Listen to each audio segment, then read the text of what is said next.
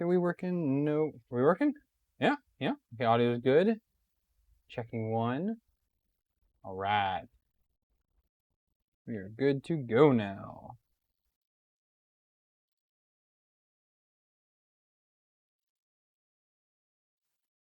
Victor, what's up? Wait for some folks to get in here. Hopefully I got the notification.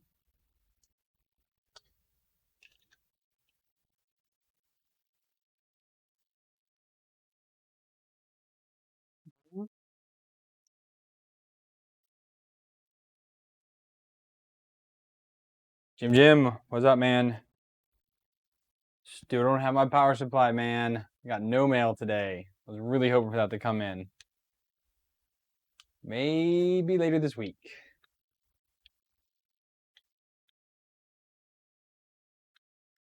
Hey, Brian, Edelst Online, what's up, what's up?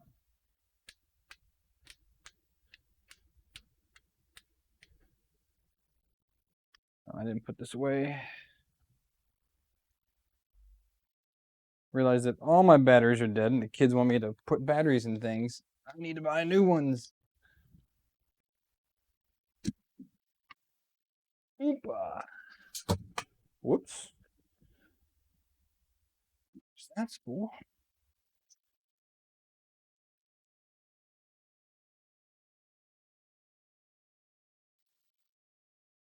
Hoping that spool holder's a little stronger once I put it on the other foam stuff.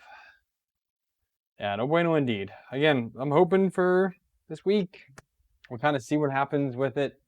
I'm not really sure what's going to go on, but yeah. Yeah. All right, give me a few. My nightly duties of trash is calling, so I'm going to go do that in a minute here.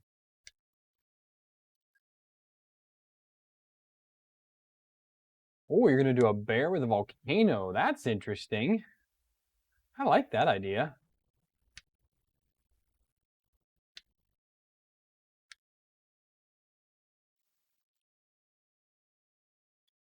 Well, just picked a poor time to start.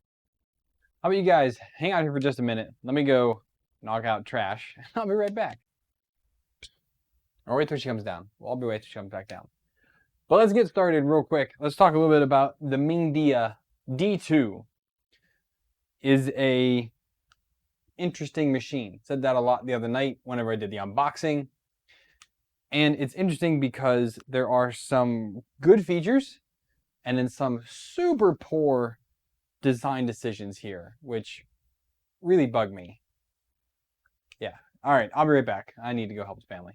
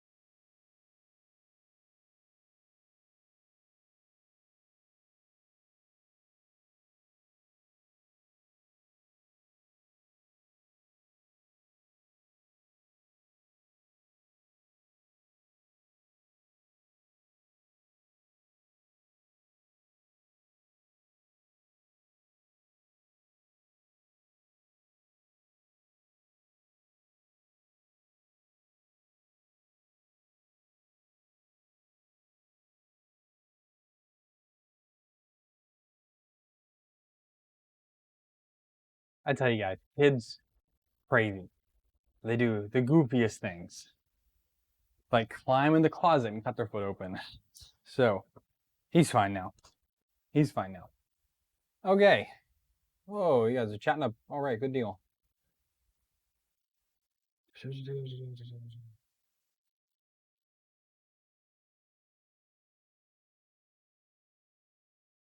I'm refreshing myself. What you have been talking about? Tell me if she get it. The box. So Brian is considering this printer. Yeah. So Brian, I would not. So as I was saying before, there's some weird things about this printer. And let's switch to the other camera here, make it easier to show you, I think. Okay. So one of the, well, if you guys saw the thumbnail for this video, you'll see these two towers next to each other. So this is how it came off the printer, and this is me after I changed a couple things up. So and that was not the first print. This was the first print you guys saw me print with that live unboxing. This is it. It's really hard to see because it's like insanely bright. There we go. Look at that Z-banding on that thing. It's insane. And then I tried a different filament and kind of had the same results, and another filament change out, same results after I made some changes. So what I had done actually in this one though was about halfway through the print, I went ahead and took off these couplers. Now these are at the very top, and they have a bearing inside that can slide freely in there. See that? Slides freely in there. So that way it can move in this direction. So it's against the frame, it can move forward and back. It can't move the side to side though. There's no space in there for that to happen. Make it a little bit brighter here. There we go. So yeah, that was like, what in the world? So I took these off because these are always a bad idea. And pretty much every printer nowadays, if they know what they're doing, they're building a printer, they don't have anything on top to capture that lead screw. And I still had this terrible Z-banding. So then I went ahead and took off these. These are the stock couplers. Now these are solid couplers. These are not great for a couple reasons. Number one, if your lead screw is not perfectly perpendicular to this coupler, and it's on an angle just a little bit, it's going to introduce some wobble to it. Even if you're perfectly straight lead screw, you're going to get wobble. If you have a bent lead screw and you put it into a solid coupler, you're going to get wobble in there. So I went ahead and took these off and put on a pair of spring couplers, because obviously I have a ton of those laying around. So as you can see down here now, let's go this way, go down a little bit, there we go. So here you can see I now have spring couplers on there. Now what this does is, this kind of helps absorb any slight imperfection in the straightness of your lead screw. This coupler will help benefit that. So it's not like a universal joint which can go kind of any way it wants to. This just, again, helps a little bit with any variance in the straightness of your rod. That's what they are for. I also went ahead and loosened up just a little bit the two lead screw, can't really see those, a little too high, sorry. Right here, lead screw nuts. These should not be like cranked down super tight. Well, in this way, they can be, but in general, it's better to have those float just a little bit. Like they don't move, the carriage doesn't move. It's just if the lead screw is happening to be bent a little bit and it does shift one way or the other, it has some slack in there to actually move. It doesn't change your height or anything like that. You're not going to see that in a print if it's loose. Now, if I crank these down all the way tight, even with spring couplers, I might see some variance because of this. So I went ahead, loosened those up, and that's when I ended up with this print. Now, again, it's not perfect by any way, shape, or form. You can see there's a couple variances in there. And I'm not also sure if this is the filament or not, because this is a super duper cheap filament. This is the Anycubic PLA. Anycubic PLA prints well, but you put like a not so fantastic Filament with a not so fantastic printer, and you're going to have varying results. So my next print I'm going to do on this, so I'm going to start up here shortly. I'm going to go ahead and swap this out for another filament. I have a decent blue here that prints well, prints really well actually. Some no-name, some odd brand I got off Amazon because I like the color. And we'll see if this pattern is replicated in there. The sliced files that they give you are total crap. You cannot get the, I tried getting the raft off this one, and the raft is completely fused to it for the most part. Like there's, you're not gonna, it's, usually a raft should be able to just like pull right off. Yeah, that's not really gonna happen. Yeah, operating, I know white's hard to see on camera, but in person, white is great to print with because it really is gonna show you all of your defection, all of your issues, any type of issue in your print, you're gonna see on a white print. So it doesn't really hide anything, which is really good because I want to be able to see what exactly is going on and at what point. So let's talk about a couple other odd things on here. So the filament runout sensor does work. Worked on this print right here. And actually it stops like, I don't know, maybe a millimeter. Like the filament was still inside of here when it stopped the print. It was like, bam, there it was. Groggy, thank you. Imperfections. I totally lost that word for a minute. But so the filament sensor does work really well. So a little bit brighter here. There we go. But it was down on this lower extrusion, which means it's hanging out here. So if I take the gantry up, and we get up to probably about, let's raise it up. I'm gonna show you guys where this thing collides at. I'm gonna pull this other one, I'm gonna pull this back down so you guys can see this. I pulled it up just to see if it would help at all, but I'll put it back up after the next print. Okay, that's back there. We're gonna go ahead and we're going to move. We're gonna move Z up.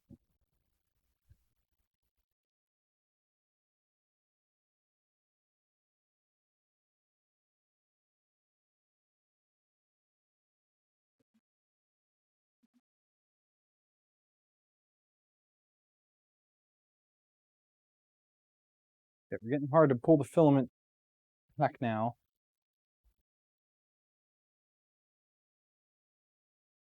Front, this also is a pretty bad thing here. Okay, now we're still not at max height. You see what's happening there? Look how close this is to here. And the filament snags on this here because it's so low. And also, again, this gets all tangled up. It's fine behind the filament whenever you're doing small prints, but when you're doing large prints and this cable chain here gets behind the filament, it's now in the way. So it's just another thing. But we're not even at max height and we're already catching here. So you honestly need to set your slicer's max height to, I think it's just shy of 200 because you still have another, or what are we at now? I didn't home it. We're at 140 now. Let's home Z real quick. But we're probably about 240, I'd say there, of your 260 max height. That's not going to work out. So the thing to do is to move this somewhere else. And I wanted to I tried putting in the upper extrusion. That way at least this is in line with the top extrusion.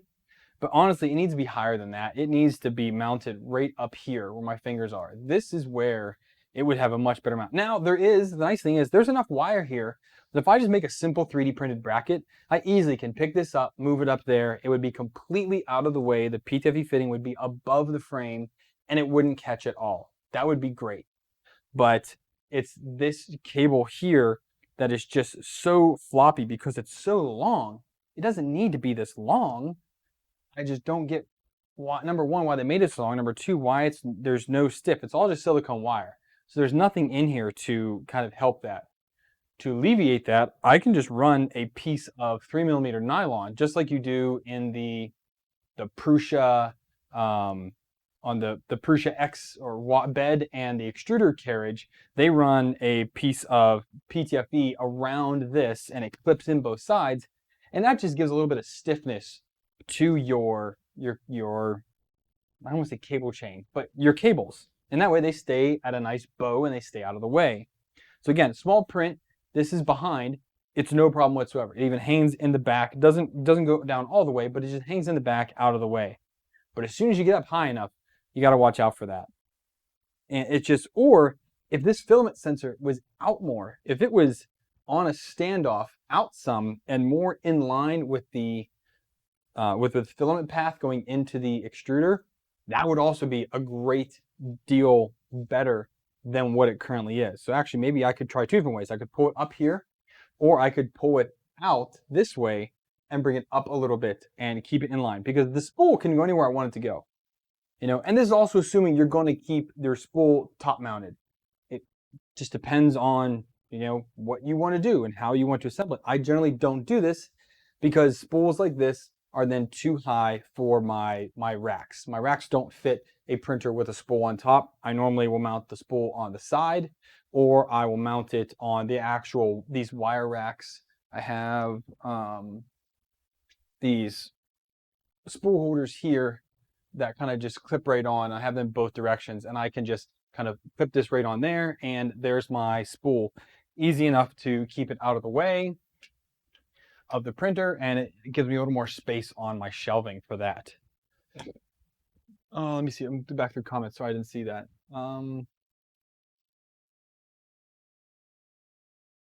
Yeah, gray is good for imperfections. I just don't have any gray right now, but white, again, does show a ton. So, let's see.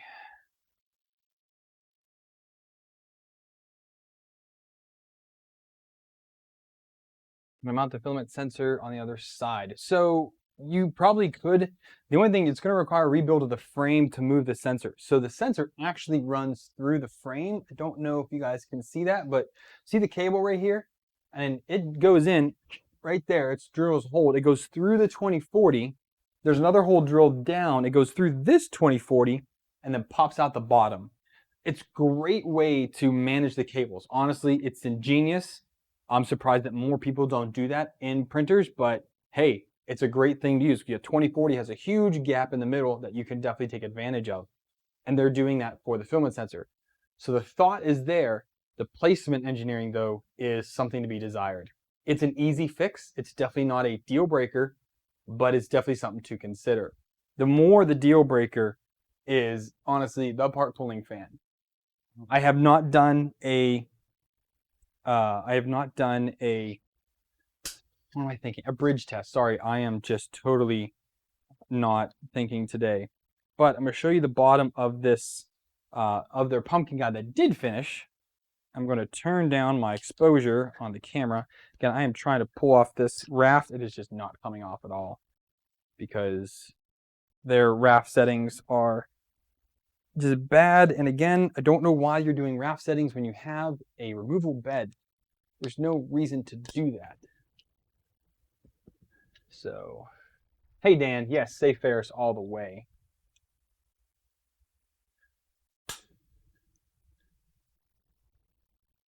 Oh, Groggy's saying the plastic coil wrap that comes with a lot of printers. Yes, they chose to do a, I don't disagree, a very nice clean nylon wrap. I like that. It does look clean. I believe the Ender uses it as well. But the problem is, I think if they would have went with a smaller ID wrap, they could have had these cables tighter, and just the tension on each other could have been better to keep this more of a loop instead of draping down so much. And oh my God, I said this stuff is just horrid. This raft. So let me see. It's white. I'm sorry. Let's see if I can get this to kind of show you guys. Let's see, focus on it. Right about there. So you can see here, all of this. This is not an extreme overhang. It really isn't. The bottom down here really isn't. But you can really see how it struggled to cool all of the parts, all of that.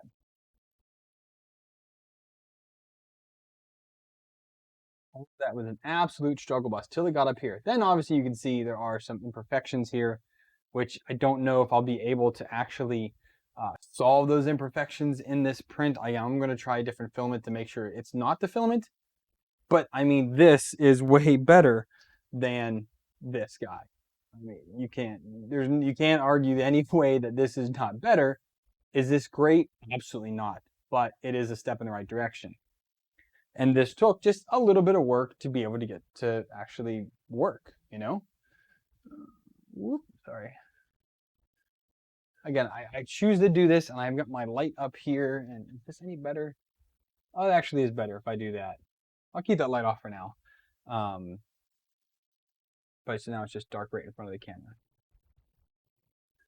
But yeah, you can see that at least. Oh, what are we doing? How does a removable bed eliminate elephant foot? A removable bed does not eliminate elephant's foot, Rob. A good first layer eliminates elephant foot. And if you're using this faux build tack type stuff that's really grippy, there is absolutely no reason why you should have elephant's foot. If you're getting that, you are way too close to the bed, and it's probably actually hard for you to get off the bed. It should be absolutely a breeze to peel this off, especially because this is just the double-sided magnetic junk that Crowdy uses. It's the same thing. It's just, you know, it's junk. I mean, this is really only good for PLA. If you do PETG or TPU or ABS on this, you need to put down a glue stick. Otherwise, it will adhere to this and it will never come off. So you really have to be careful with that. But again, you should not have elephant's foot if you have a good first layer. If you are experiencing that, I have done videos on how to get good first layers. Go back, check those out, or ask me and I'm happy to help anybody. You don't need a raft. You know, if you're printing, Halloween's coming up. There is like the most popular thing on Thingiverse for Halloween is the skeleton. It's got like the eyes. Mine is in my Halloween stuff, top of the steps. We haven't unpacked it yet. That is a ton of small bone pieces, even when you scale it up. And they all pretty much need to be printed almost 100% on supports. That is a good reason to have a raft so that your supports aren't going to come away. They can hold on to that raft, and that raft holds everything to the bed. That is a good reason to use a raft. But for anything else, especially with a flat bottom, there is zero reason to use a raft. Zero. I mean, I'm happy if someone wants to argue an alternate point, but there is no reason to use a raft for that kind of stuff.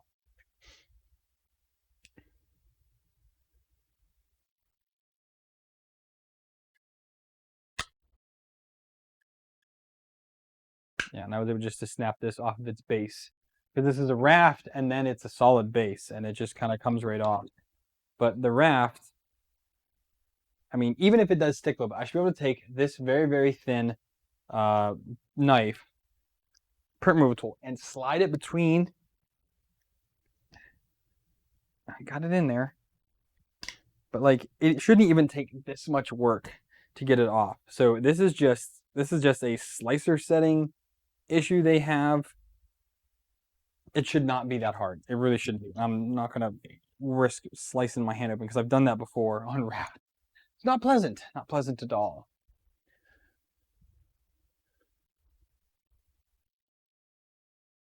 Well, Groggy, that's your Z bed level. So that has to do with, it's not a knife. It's just a print tool. It's fine. It's not this thing. You use this towards your hand, you are asking for a problem. If you go to any different 3D printer group, you're going to see someone using one of these things, which is basically a knife, and they've jammed it into their hand. These are so bloody sharp, like absolutely are. And it's a blunt tip as well, which I can't show in here at all.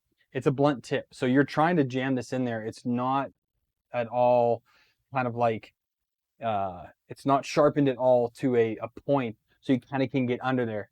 But this one, in the trash. Just went in the trash. Just like, it is, no one should be using those. They are so dangerous, and you see it all the time.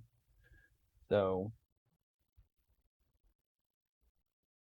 well, resin is different. We're not talking about resin here. We're talking about FDM. And yes, the raft that a resin puts down, and then it puts all its support on there, which it has to. makes sense because it's different technology. They work different ways. Jumping with your bum. That's a good one, Groggy. I like that one. How much separation do you set between wrapped and the build itself? Santa, I have no idea because I don't use it. If I've ever used it, it's whatever the default settings in Simplify 3D are. And I can pull those up real quick, and this makes me just a little bit brighter. So if I'm doing additions, raft, so it's 3 mil offset from the part. Separation distance is 0.14 millimeters is the default in Simplify 3D. And that's what I use, and that's what works. Rob, yeah, you could do that. You could sharpen it. You could take one of these. I'm going to take it out of the trash. You could take one of these. You could sharpen it down. And then if you have a grinding wheel or one of those mini sanders, you could use this and round off your edges and give this a nice rounded edge. You don't want these sharp edges. You want a nice sharp edge, but not corners. There we go. That's what I want to say. You want a nice sharp edge so you can get under your print easily, but you don't want these sharp corners because they will just jam into you and you're going to be toast because you're going to hold on to your bed and you're going to be doing this and you're going to be pushing into your hand. It's hard to hold on to your print. You got to hold the bed in some way. And you're going to muck up your bed too with one of these 100%.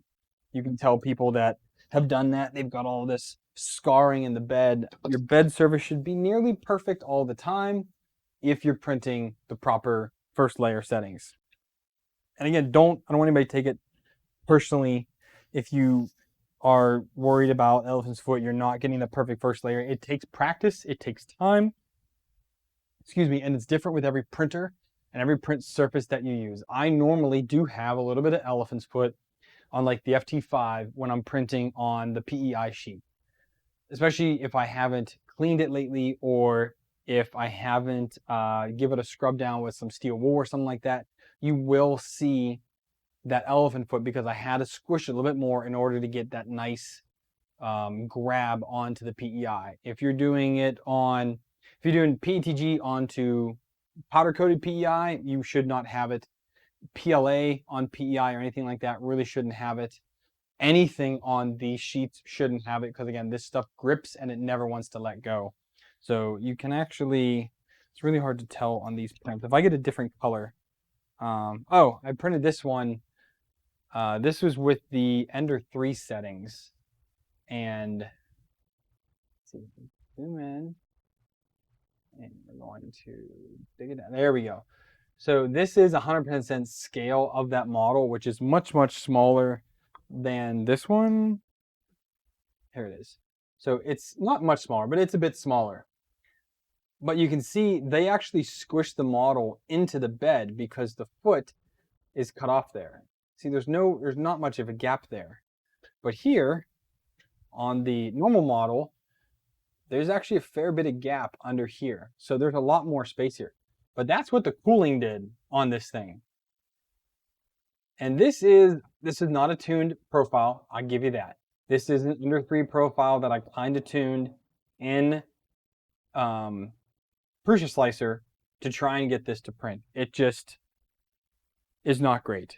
And again, you can also see the cooling and everything is just not there. So I want to get I'm going to get in Simplify 3D my Ender 3 profile and start with that as a base and try to go from there. I did also, someone had recommended in the Discord, I checked the E-steps.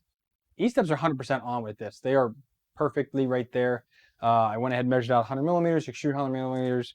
I set my mark just above 100. So when it gets all the way down to the top of the extruder, that mark is level with the extruder arm, and it was there. So I know that that was exactly right.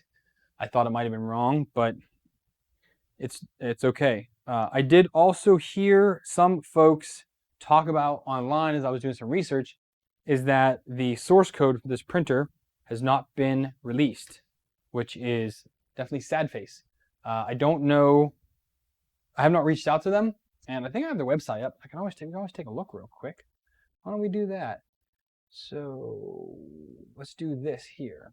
So here's there. So download source code. Oh, look at that. So manual, Wi-Fi,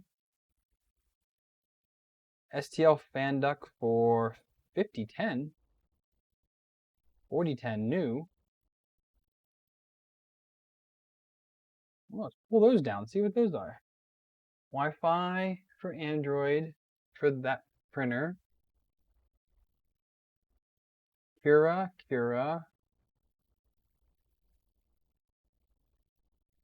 So they don't have the firmware.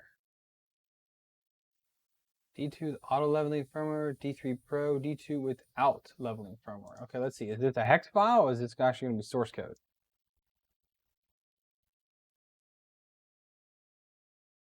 Yep. It's a bin file. So they don't give you the source code.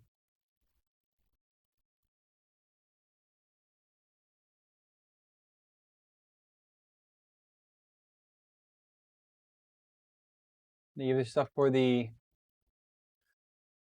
TFT, but they don't give you the actual firmware for it.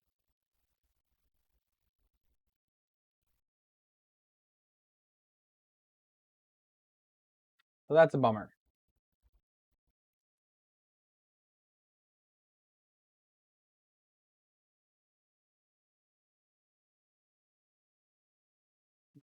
This one is the Wi-Fi here. Oh, that's an APK? Yeah, I'm not installing an APK on my phone. That ain't gonna happen. Oh man. So yeah, I definitely need to reach out to them, but they do not have their firmware listed on their website, which is definitely a no bueno. You know, they're using Marlin. They should have it out there. See you later, Santa. Homework, man. Have fun with that.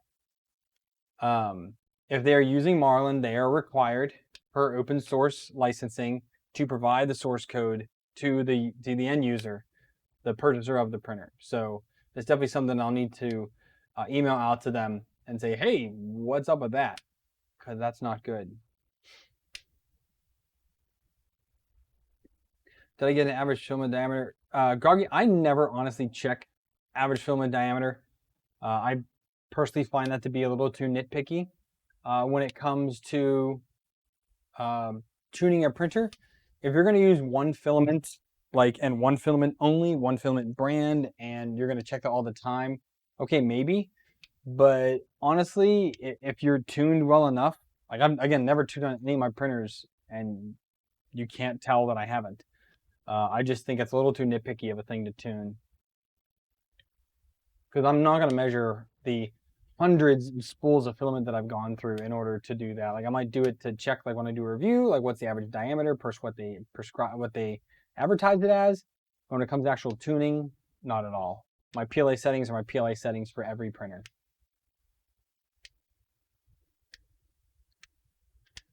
But this stuff prints. So I mean, let's see if I have got something here. Hang on. Okay, here is, and it's kind of the same. So I have a benchy here from the Anycubic Mega Zero. And it also has some inconsistencies in it. There are some inconsistencies in it. Not a lot, but it's also a very small, small test print, you know. To come down here, and there's also definitely some features in the firmware that are missing. Again, the ability to actually change any of your settings is not in here. So I was like, what the heck? Hey, Aaron, what's up, man? So there's actually no, like, machine, can't change anything. Screen, can't change anything. Features, you can turn the runout sensor on or off. That's it. You have normal and auto power, whatever that means, and an info screen. You can't change your E-steps. You can't change any of your steps. You can't change jerk settings.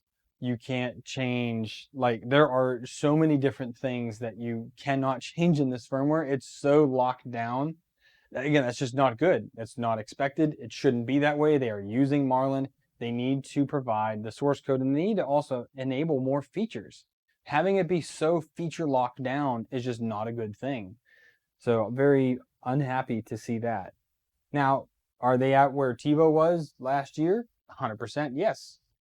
But that's definitely room for improvement, because if you have a company that comes out the gate that gives you all of that, then they are definitely better off than most other companies.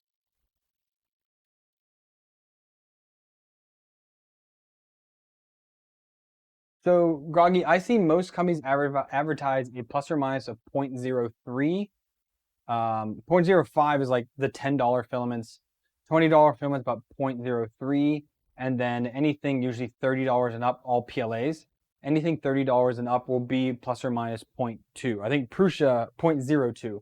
I think Prusa advertises a 0.02 tolerance on his spools, which I believe he is able to do. Okay, what are we doing? So we need to get the nozzle heated up here. We go 210, and then we're going to go ahead here to move, and we're going to move the Z up a little bit. We'll get this filament taken out, and we'll go ahead and throw a new filament in and give it a try. Rob, what safety features are you asking?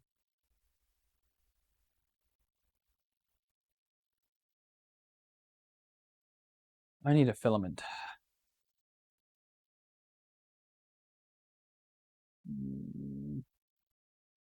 I love gold. Let's do that. I've got a bronze here from Ziltech. That's quite nice. We can give that a shot.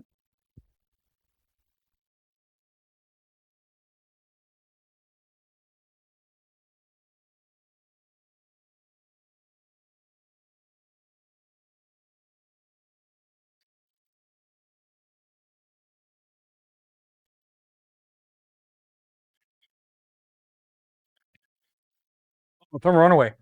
I don't know. You guys want to test that tonight?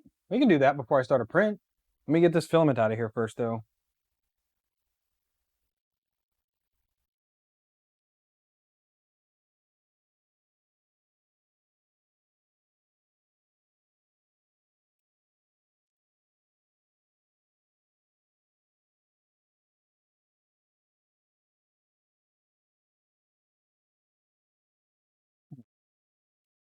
It's down then. Unplug it. Put the filament off to the side. And I guess we should go this way.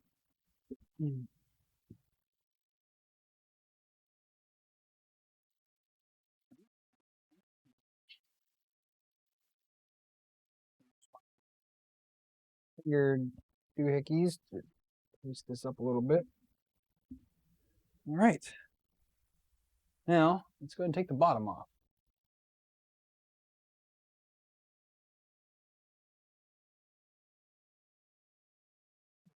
Phillips. And yeah, this bottom sheeting they put on here is pretty poorly sized, because I couldn't get this screw here back in. It was out in the box, and this one down here is also on an angle, so honestly probably need to drill those holes out a little bit. There we go, in order to make those actually fit in there.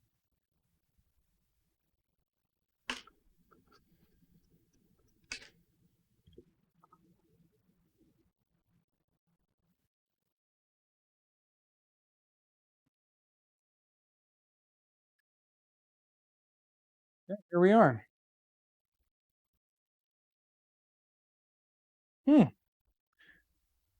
Interesting. I am okay. There's max zoom there.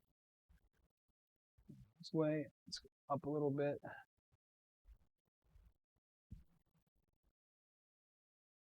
So, oh, surprisingly, yes. So all of the wires going to here, I can't zoom in that far. I apologize, guys. Let me see. I wonder if I can do like this though. Ooh. Stay like that. Let's see here. Okay, hey, we can do that. That'll work out. Cool beans. All right, hang on. Let's get this like this. Brian, there's a link to my Discord down below. Okay, so if you're looking here, all of these connections have ferrules on them. The main power has spades or the forks on them, and everything is tight. I generally don't put more than one connection on one screw terminal if I don't have to. Is that a security concern? No, but it is to note. They are not using the right wiring here, so I believe that alone voids the European wiring standard. I think that was who was saying that? Was it Tom? I think was saying that, but because they don't use the right wiring code here, that immediately avoids it, because red and black are only used on low voltage. They are not used on high voltage, and this is 120 or 240 volts coming in. So you should have black for your neutral in America, your white neutral, black hot, and green for your ground. And then what is it in like Europe? It's the green and yellow stripe for ground, and then line is blue and brown is neutral, I think is what it is, or reverse of that. But either way, these are wrong. So they do have wiring management hooks right here. They're tack welded onto the aluminum frame. That's really cool. I've never seen that before, but there's tons of wire management. They're not using any of it. It's all loose. But they included all of this wire management in there, which is interesting. There's also, if we go down a little bit more now, okay, looks like there's two standoff screw offsets for M3s there that are for something that's not being used. It is a Mingda branded TFT 3.5, so it is not a standard MKS or MKS, because they're the ones that make most of those out there. And the board now. So I am as zoomed in the board as I can get. I'm sorry. Let's see. Green and yellow stripe is fine. The US2. Okay, thanks, Gail. Normally it's green, everything I've seen, but green and yellow. Okay, green and white. Again, all soldered on motor connectors 1, 2, 3, 4, 5. So you have X, Y, Z, E, and Y, D2. Now, what they could have done, so because they are using dual drivers for Z, they could have put another end stop over on this side here for Z. There's one over here. They could have put one on this side, and you could have had the self-Z alignment there, which would have been cool. Or just put a probe on it. So I was just double checking. And also, on the plug, I didn't show you guys that. So here on the plug, these are all insulated spade connectors, which is very good to see. So all insulated, all on there. I wish they're a little bit tighter, but they are all on there and they all are insulated. So that is a good thing. Back down to here. Sorry, am I cooking now or something? Come on, camera. Work with me a little bit here. Yeah, so if you're looking here at power, we've got ferrules on everything, which is good to see. We've got the main power ferrules. We've got the double black and double red for the heated bed. And then we've got a black and red here for the extruder. And this is definitely dual Z. You cannot do dual extrusion because there is no secondary input for E1. There's just E0 here. Everything's labeled. So the E0 fan, the bed temperature. Oh, that's a bed fan? What the heck's the bed fan? I have no idea what the bed fan is, but that says bed fan. X motor, Y motor, Z, and extruder. You have all of your end stops are plugged in here. Let's see what else we got. Well, we got a NeoPixel right here. We got a NeoPixel input. These, again, all end stops are in there. SWD. Here is the EOS right here. Again, I'm sorry. I'm trying to turn this light on. This helps at all. Not really. But right here, we've got the 8-pin connector for those little Wi-Fi chips. You can put that on here. There is a Z-probe connection here. So probably for If you're going to do BL Touch or something like that, you've got connections there for that. And then you've got a, what is that? EPS on and a UART. I don't know what any of those are. There's a reset pin there. And then whatever these ones here are going to. These two cables here are not labeled, whatever those are for. I have to take all this apart to see that. So safety-wise, it's mostly there, I guess. Not too bad, right?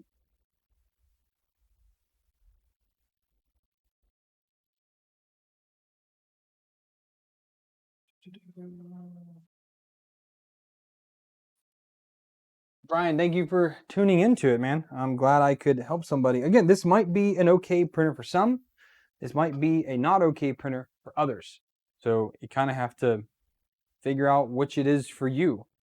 It is nice to see that all of the, sorry, I need to get a ball head on this to make my life a little bit easier, but it is what it is. They are using grommets on all of the sheet metal penetrations to the cabling. All of it has rubber grommets on, so that's good for the life of your cable, because things move on a 3D printer and there will be some rubbing, and that will cause it to have issues. They do have this reinforcement plate going around. You kind of can see it here, here, up here, and on the side, all tack welded in there. That's interesting. So again, other printers that have a case like this, some of them will have a 2020 frame going through, or a 2040 frame going through there. Where here they don't. They also have these guide tubes right here. These are metal guide tubes. So this is where the extrusion attaches to, and where I put the bolts in through here. The holes are in the actual, whoop, don't do that. So the holes are in the bottom plate, which actually is super heavy. And so it's just, again, an interesting way to do it. I've not seen it done this way before. I've never seen an enclosure quite like this one, but it's not bad. I mean, there's room for improvement here. I would love to see a version 2 of this, because I think they could take maybe this half dozen little discrepancies that I've said and really go from there. Rob's saying 9 out of 10 for safety. So far, yes. Now, the one thing I've honestly never done myself is test thermal runaway, which I'm pretty sure, and I want you guys to correct me if I'm wrong, I'm going to go ahead and heat up the hot end, and then I'm going to come down here and I'm going to disconnect. I'm going to come down here and I'm going to disconnect one of the thermistor wires and see if it stops. I'm going to disconnect the thermistor, I should say. So I'll just pop the thermistor off. If that works, then we're good to go. So it should be that way, right?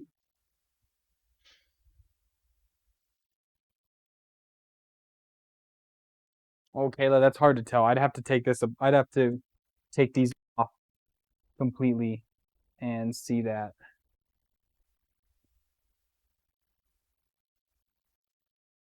But hey, they definitely did try with this part. So the question is now, though, where's the thermistor? These are the fans. So where's the bed thermistor? Oh, bed temp is this one, and E temp is this black one. So right here is the thermistor. Yeah, that's how we're gonna do it. Okay, so let's put this on its side. So we're gonna go this way.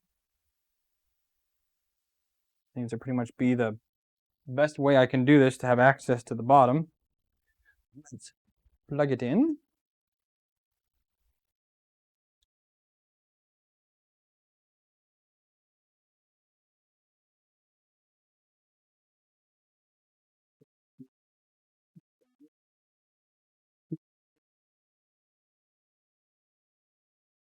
This up a little bit. I'm gonna let it get a little bit of heat on it, and then I'm gonna go ahead and pull it, and we'll see what happens.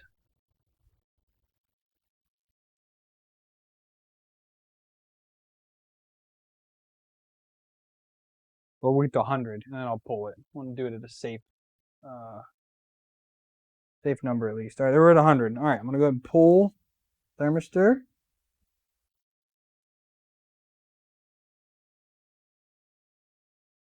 Printer halted. Please reset. Error min temp E1. There it is. That was immediate. As soon as it didn't detect it anymore, it stopped. That was literally immediate, and it even beeped at me.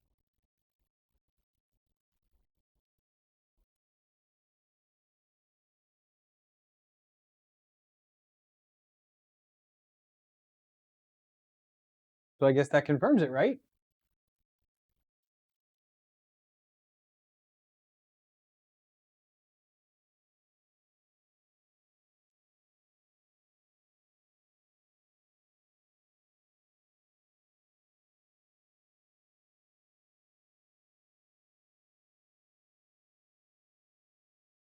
So I have to say, filament runout works, power zoom works, thermal runaway is enabled. I mean, they're hitting, ferrules are used, insulated terminals are used. Safety-wise and feature-wise, this printer hits all the marks.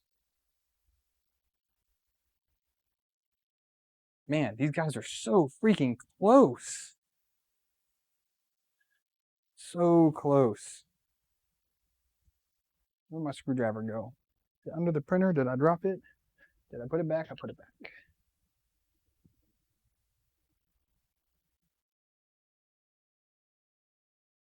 You gonna try the bed too? I'm gonna try the bed. I still have it open. We can do the bed too. But it shouldn't matter, right? If thermal runaway is enabled, it works on the bed and the hot end, right?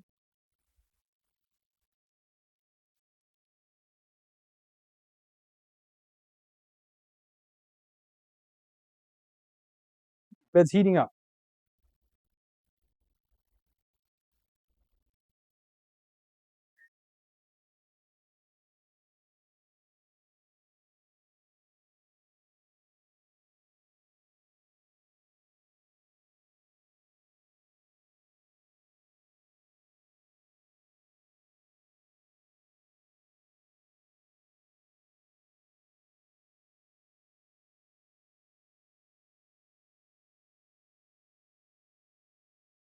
It's heating up, and let's go ahead and pull the bed temp now.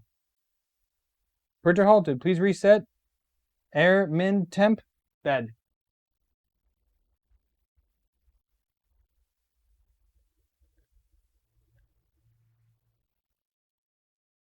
You're right there. So good on them.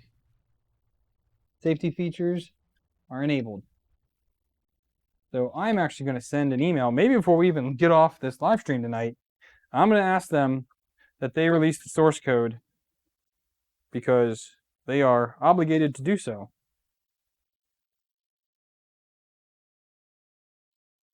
And yes, features are a little bit harder to get with a TFT, but the features should still be there. And I'm pretty sure they're running an old version of Marlin. I don't know if you can run the emulation of Marlin in old version or if you can only run it in version 2. I do not know. That sounds like a Keith question. Pretty sure Keith is not here tonight. He's a slacker. Couldn't get that one to go in earlier.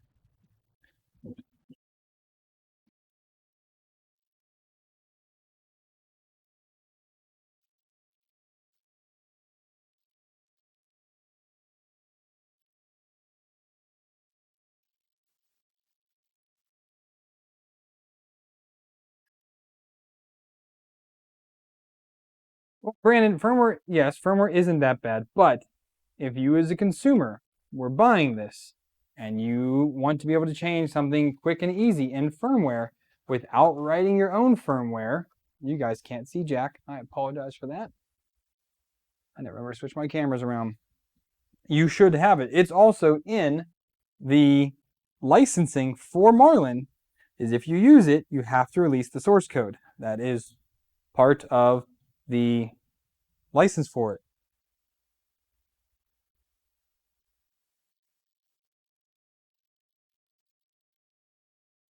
And I highly doubt this is running anything other than Marlin right now. So they should be complying with the license. These two screws are definitely off, or as I said, could just be the side is bent in a little bit on those sides. Okay, upsy daisy. So now that we've gotten all that out of the way, I think we should start a print.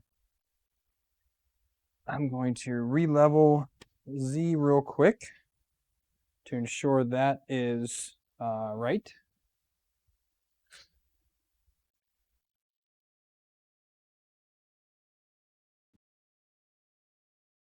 Jack's watching TV.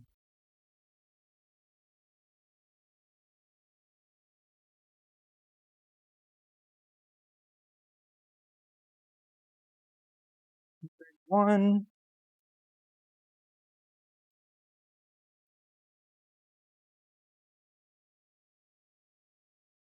Okay. Really close. Viking, what's up, buddy? How you doing? So this time I'm going to put this on the front of the filament. We're going to use this bronze PLA from Ziltech, one of my favorite PLA brands. Oh, I did take a look in at the filament switch that they're using, and they're using one of the switches that have the little roller on the end of it. I just broke that. So that the filament has a nice roller path to go down. But getting it in there is still tricky. You got to get this like super pin straight. There we go. Or run the filament around the back this time. And then loading is also a little difficult. Get this, oh, bed, whoops. Bed to 60, hot end to 10. And the filament doesn't load very well, like to be able to get it down in there because the throat's right there. It's not tapered well enough. So it's actually really hard to load. I found it easier just to put it in there and then extrude it in, but you got to get the hot end heating up first.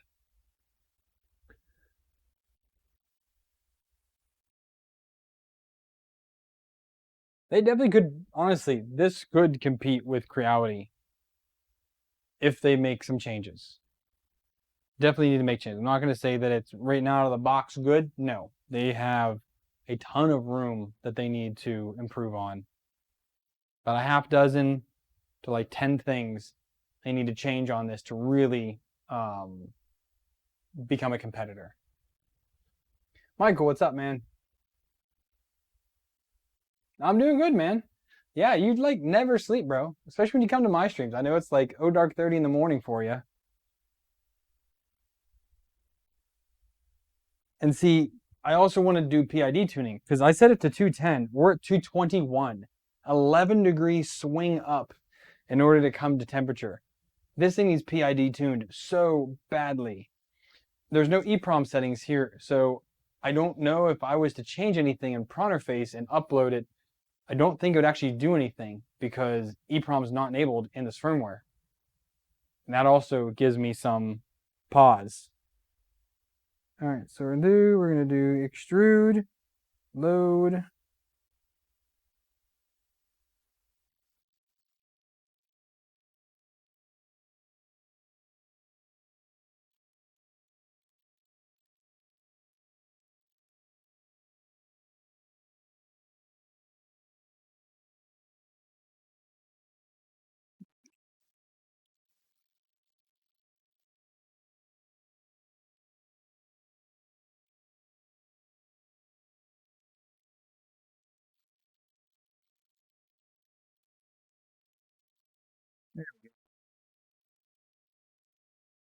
Right, we've got filament loaded in there.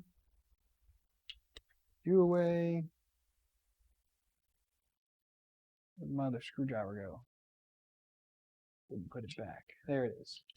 Put you away. Okay. So let's go ahead and pull up Simplify 3D, let you guys see what's going on.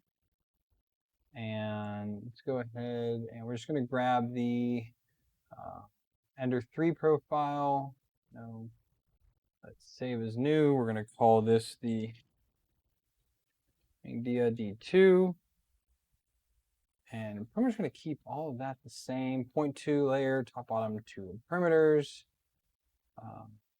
First layer's fine.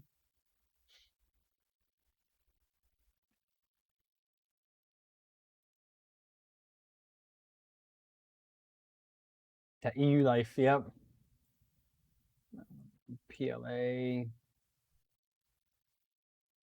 5 mil off. Fast honeycomb's fine. I'm not going to do support on this. 60, we'll do 210. Cooling on layer 3 is 100%.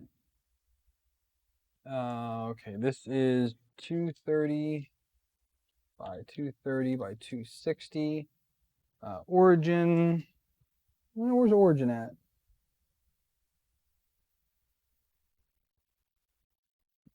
Home everything and see where our origin's at. Might need to change that on the slicer a little bit. He's in Norway, I think. He's a Viking. Like, he's got a boat and everything.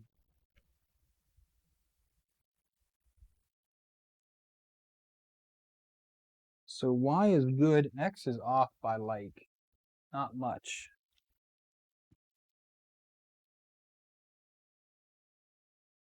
Saw that 4 mil.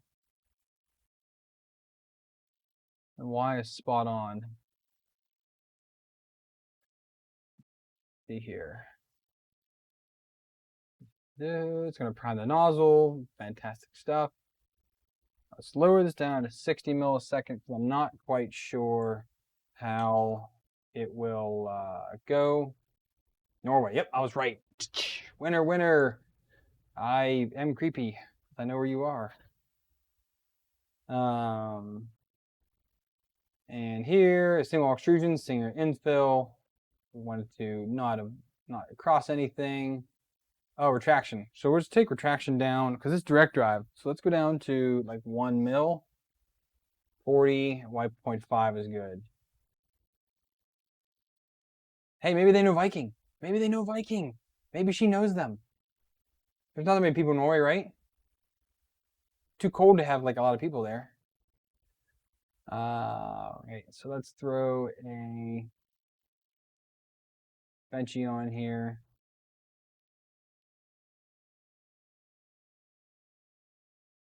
Where to print? So I don't know if this retraction is going to be any good at all, but it is direct drive. So direct drive usually around the millimeter one. Not worried about it. Okay, let's get out the SD card here. Like that. Save to the SD card like that. And okay.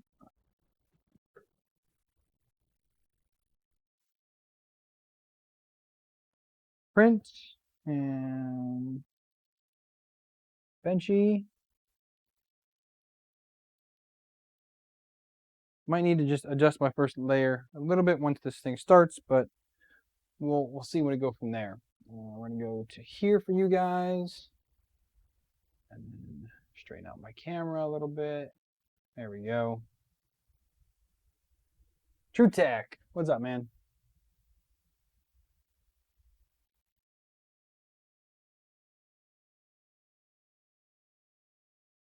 And you said, what's the extruder style of that running? It's running a very short V6 style, like literally super short.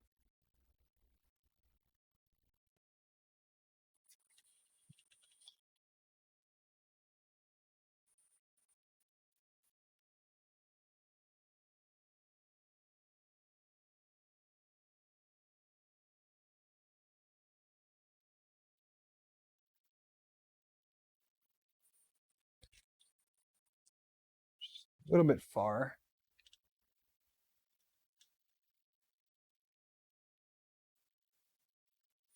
It's pretty good.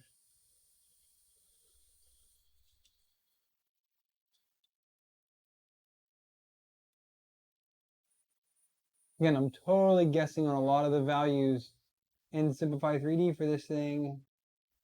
I don't know what they are. It might get a little bit of elephant foot on the first layer, but that's just because I haven't dialed in my first layer at all.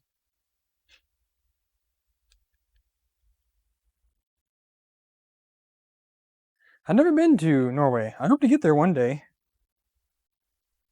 We thought about taking an R&R there a couple years ago. It just didn't work out though. Would have been cool.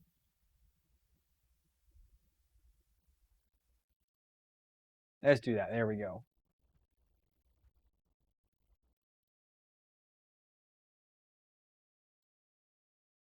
No, pretty good.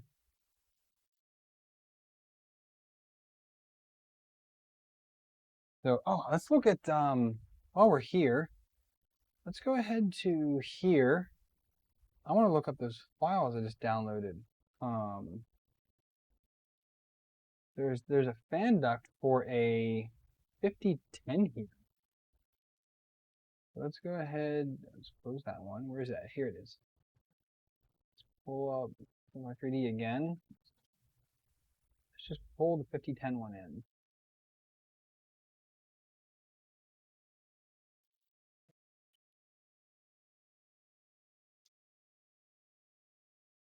It's got a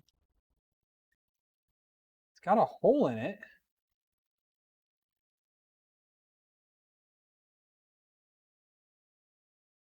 Very, very simple. But my question is, where does it mount to?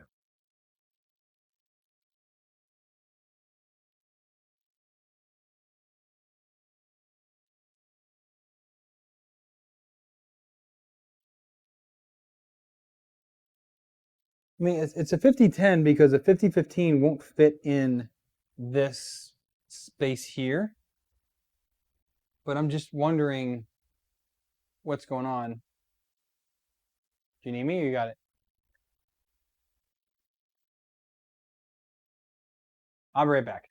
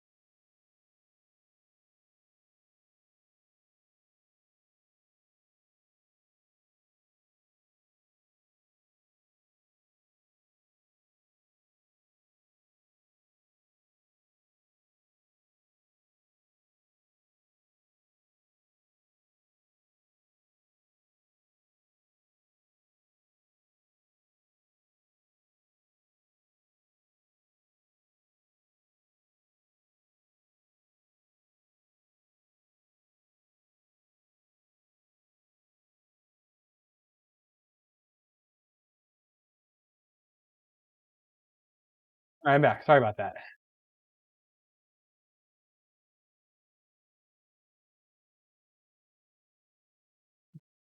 Oh, you guys are all gonna go visit. Okay, you have fun with that.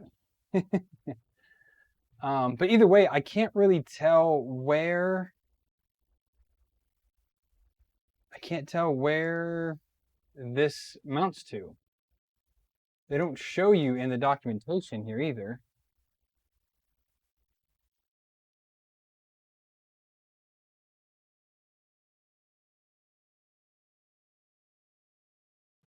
Firmware.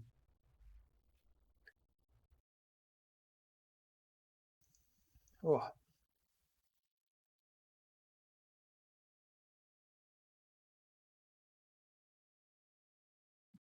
anything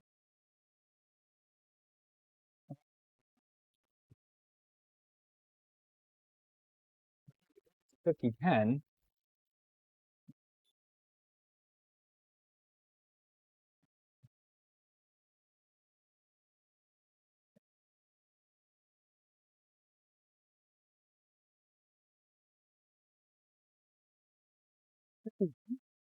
5015. There isn't a 5010 blower, is there?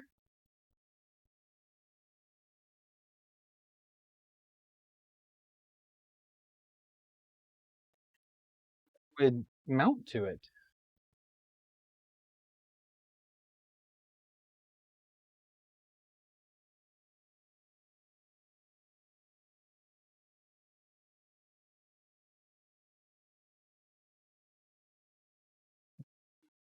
Off, take that off.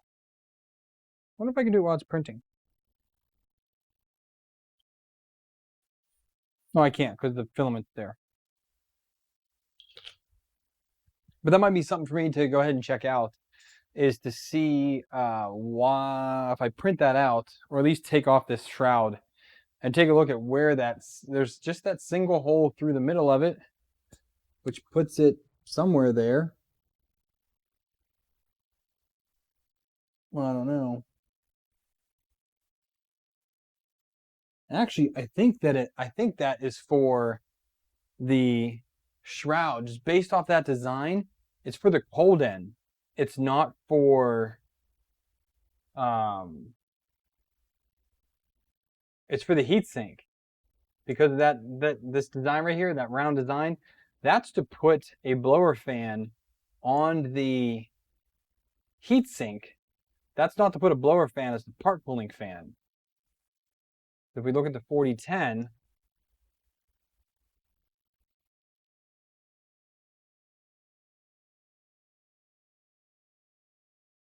yeah, they mount in different places. And because of the way that this is rounded off, you can't see that. Stupid me. There we go. Because of the way this is rounded off right here, that goes right around the heatsink to cool that down.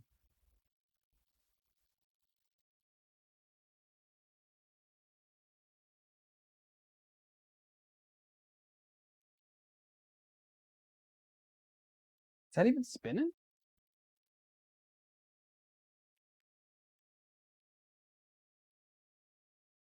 Spinning. Yeah, man, I really need to redesign cooling on this thing. Don't know if I want. Yeah, the bolt does run through the air path right there, right through it. This might be an interesting design challenge, Aaron, to try and figure out how to put a part cooling fan on this thing. I haven't had to made a fan duct in a while, quite a while.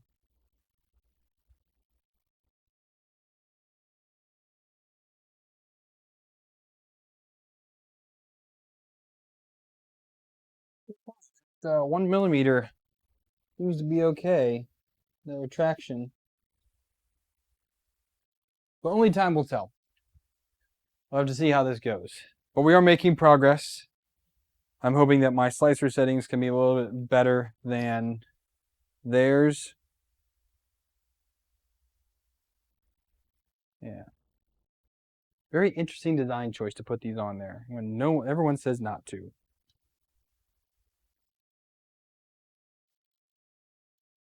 I did look up online though to see a little bit and what other people were saying, and results were super mixed. But I did have to chuckle because Brandon just said it. I just saw you think. So design prototype test said this is better than a Prusa Mark 3S. Sorry, he is sorely mistaken with his engineering mind. But this does not beat out a Prusa Mark III. This is barely, if at all, edging out an Ender 3 after I made changes. Out of the box, no. It is one of the worst I've ever had to deal with. The worst being the Sapphire the Two Tree Sapphire Pro being the worst printer I've ever received. This being the second worst, I would say. But after making some changes to it and fixing the problems, okay, we're doing a lot better. We're definitely doing a lot better now.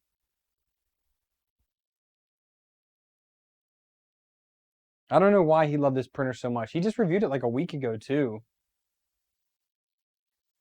Oh, Aaron, I know. I can't stand that guy. Cannot at all.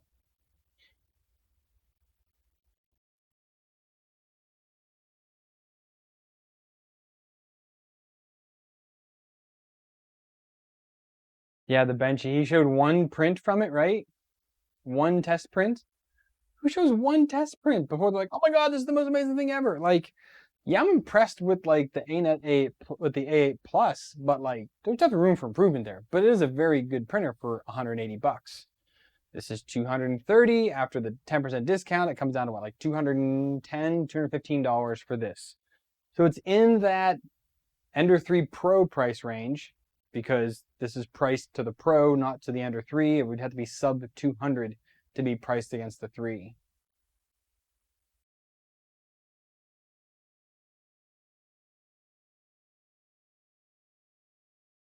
TrueTech, it is, but that is what R&D is for. That is what testing is for.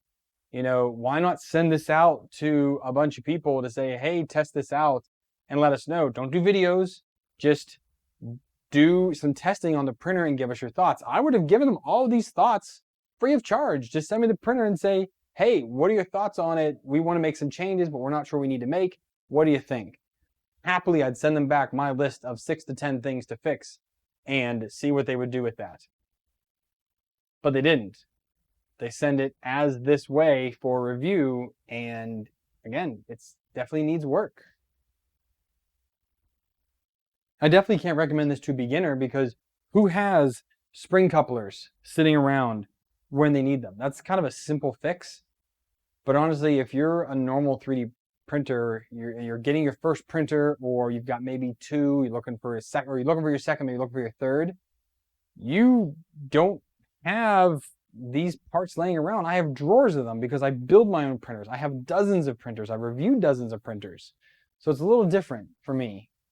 And I've also been doing this for a couple years. I know this is, as soon as I saw this filament runout sensor, I knew that was going to be in the way.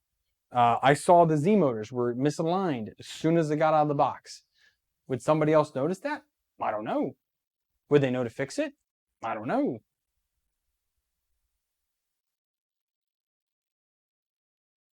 But I assume that brand new people to 3D printing would not know that.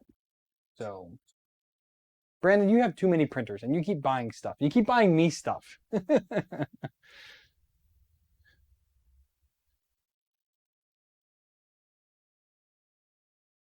Let's see what this Benchy looks like.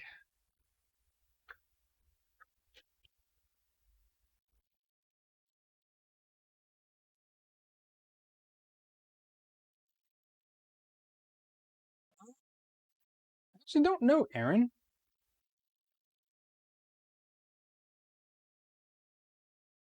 So let's go to their homepage. Let's see. Consumer grade 3D printer, the D2. I'm back here. They're saying consumer grade. It is consumer grade. I'll give them that. Resume printing, easy to remove model, HD colorful touchscreen, stop changing. Quick heating, filament detection, Z-axis dual screw, proximal extrusion structure. What? Proximal extrusion structure. I don't know what that means. And silent printing. got that too. And then their Pro, the D3 Pro has a BL Touch on it. Then they've got the D4 Pro, which is a large format of the D3. They've got this little one that, what's his name, Vector just got. They've got this huge one. And these are industrial grade ones. So products, 3D printer,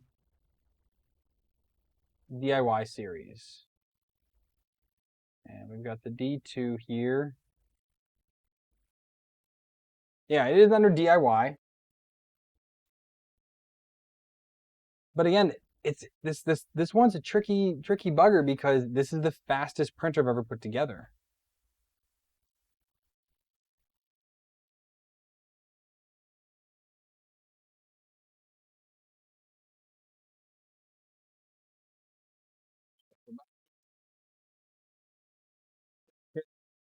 The devil's in the details. High precision printing, LED light, color screen, quick heating, this proximal extrusion structure. I don't understand what that means.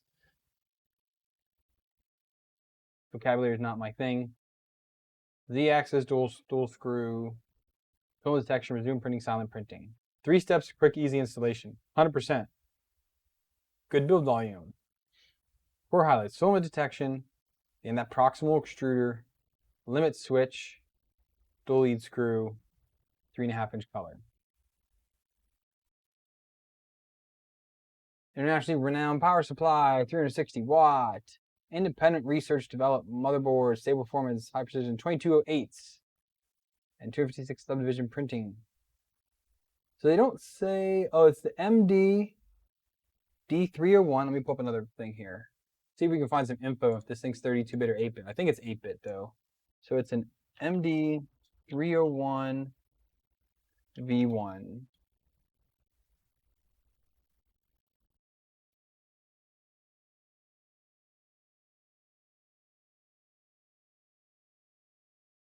D301.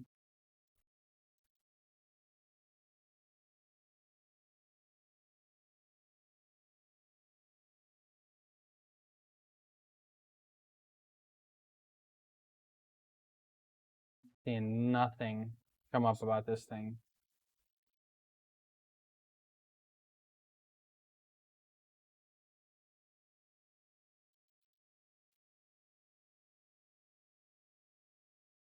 Well, Viking, you should hop on Discord with me and Aaron because we are looking to design a small Core XY from scratch.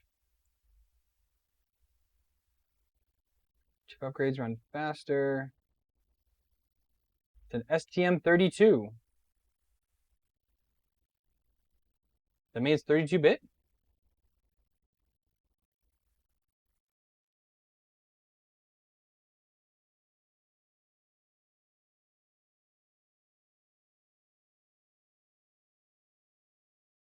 Oh, here's a picture of the extruder, Aaron.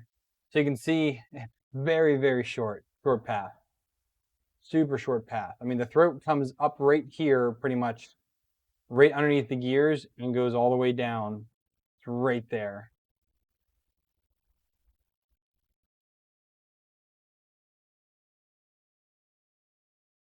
Oh, see here in the picture, they have it with spring couplers.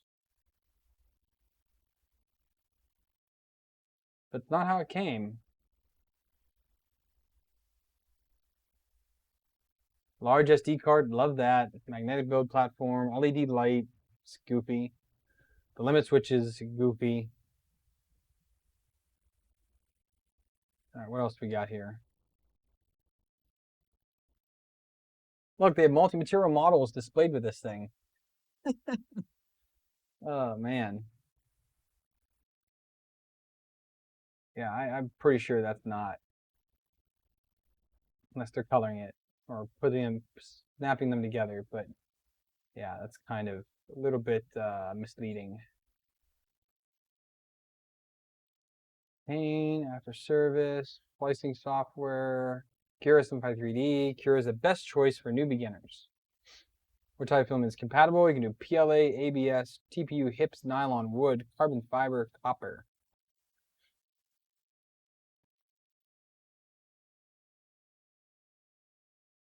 The auto leveling technology is still immature for all 3D printer in the market. Our 3D printer supports manual leveling quickly to improve printing accuracy. Huh, that's interesting.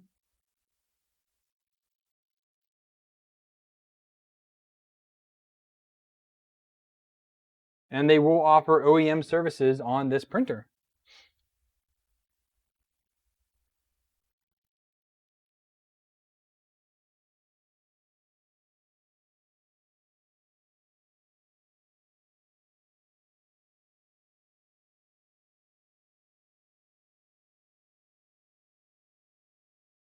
Videos of it. Yeah, see, they've got this Wi-Fi thing, but you gotta install the Wi-Fi chip first. But they do have a application that links to it, and they have a firmware that supports it. Um,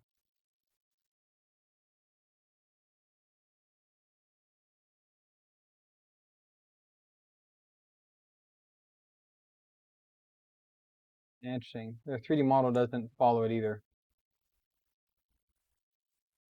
So yeah, they do say it's a DIY 3D printer. I get that. But definitely need to make some improvements here.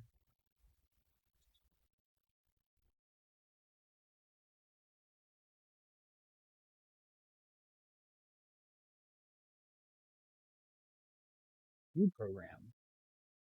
And they pinged me. I didn't even see this.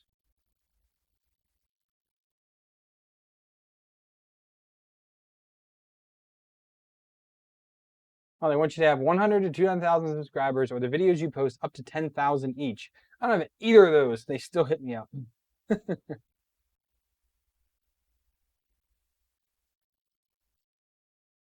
So they do have some. They got some scanners. That's cool. I'd love to see if they have a high fidelity scanner. They've got three they got three sizes of resin printers. No, 5 resin printers. Oh, wow. They have a lot of printers here. A lot of industrial stuff, huge industrial things. More 3D scanners. Oh, here they just have some OEM parts here. Motherboard for the Mingda. That's not the same board.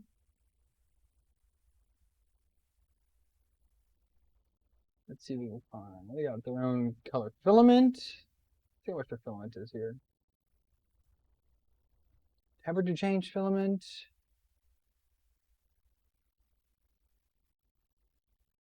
Oh, Brandon, I know you believe in me. Maybe they do believe in me too.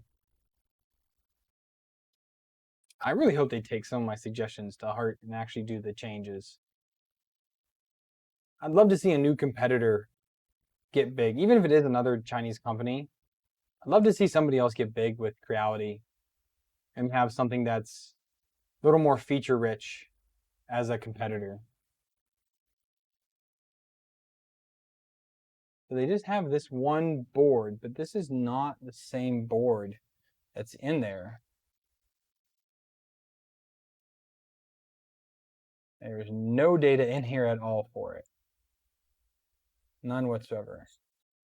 Their throat is just a threaded throat.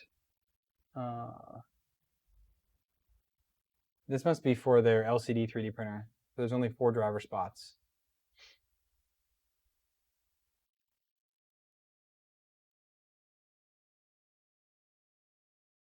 Still their filament on their website, I guess? Nope. So interesting.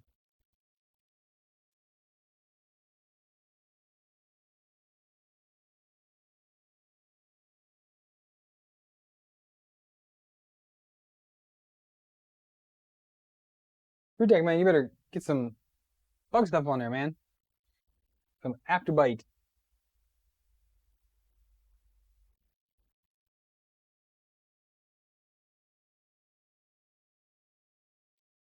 So far, looking okay.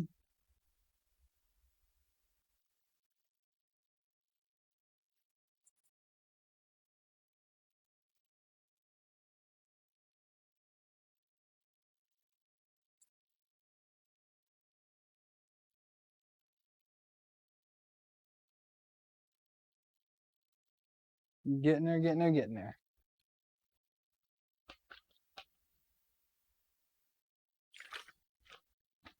I'm a little impressed that my retraction settings were so close.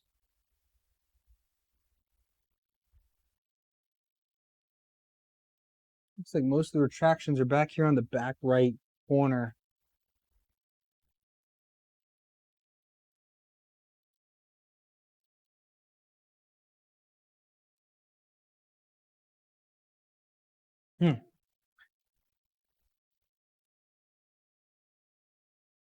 Rotten Brains is subscribing. I appreciate it.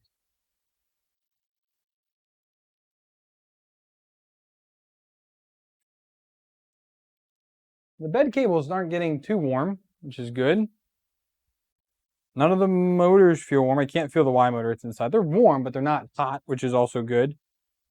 So they definitely have their voltage tuned in there. Man, this has a lot going for it. And so much not going for it.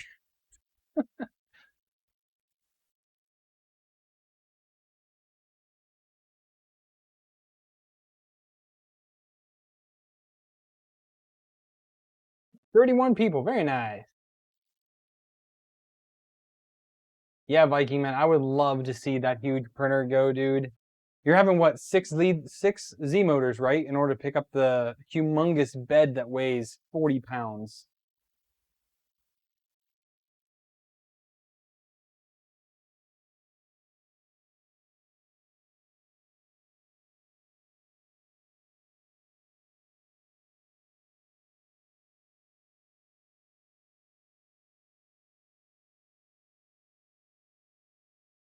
Just starting up on the cabin and the box now on the Benchy. If you're familiar with the Benchy print, you'll know what I mean. If not, go look at it. You'll figure out what I mean. Gotta keep your arm, dude. Don't lose your arm. But I think kind of while I'm hanging out, I think I'm gonna go ahead and put some Gecko Tech on here. Been meaning to do that. I'll wait for this print to finish up. Where are we at here?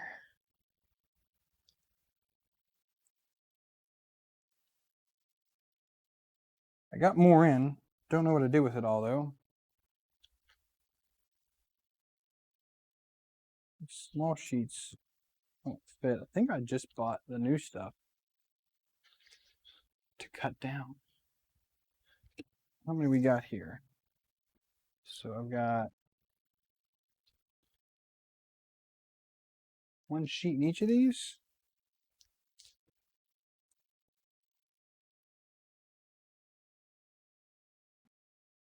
I think we'll just do this and cut it down. Thought I had more come in the mail though. What did I do with it though?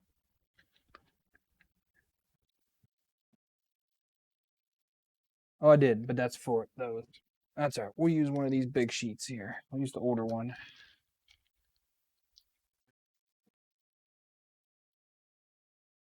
If you guys haven't seen Gecko Tech, man, go check it out. This stuff is awesome for a print surface. Really is good.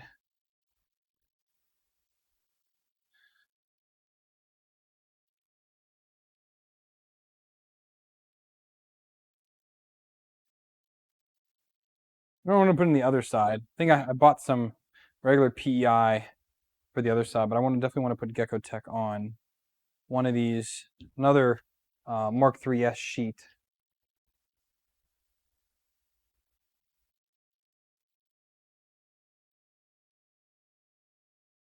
Start with a little bit of nail polish remover because I can't get real acetone here to get off that. And then we're going to get out some IPA. We've got a little bit left in here. I'll use IPA. The rest. I've never used Gecko Tech cold though, because I don't have any printers without a heated bed, except for the what's it, the not Triangle Labs. My goodness, the Anycubic Mega Zero is a cold bed. Never tried it though. Never bought any. Heck, even Master Crane has a heated bed, man. Come on. Viking, you might as well just get a couple of kilograms of filament and just keep stacking until the bed can't hold anymore. Hopefully anti-backlash nuts should help a little bit. Or you can go with the Durlin anti-backlash nuts instead of the brass ones.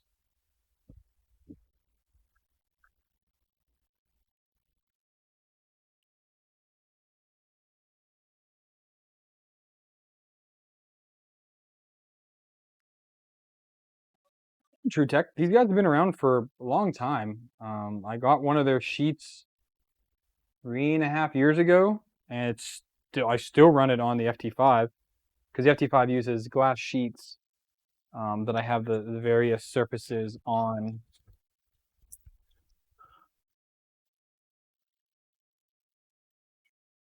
Oh.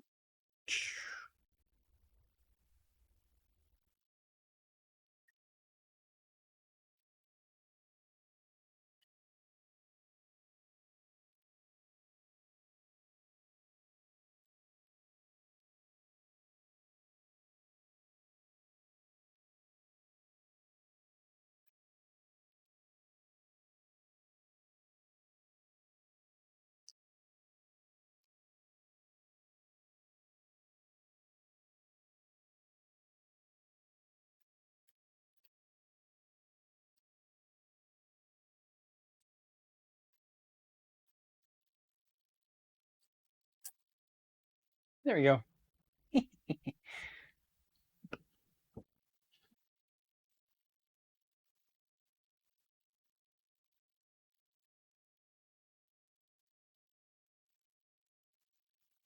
It's not down now.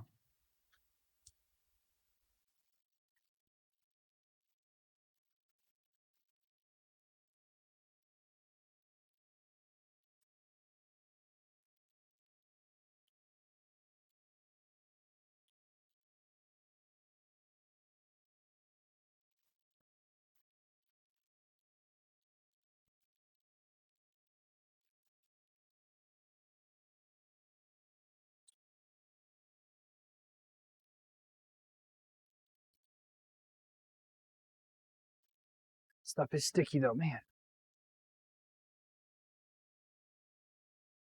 Grass for now. Yeah, the only thing with hey Matt, the only thing with the Durlin ones you have to redesign because the two bolts go through it, where the brass ones are just in line basically. So it does require a bit of a redesign. I'm using one of the Durlin ones on the Hypercube. I really like it. It's also very smooth, doesn't require any oiling, anything like that. So, or greasing, I should say.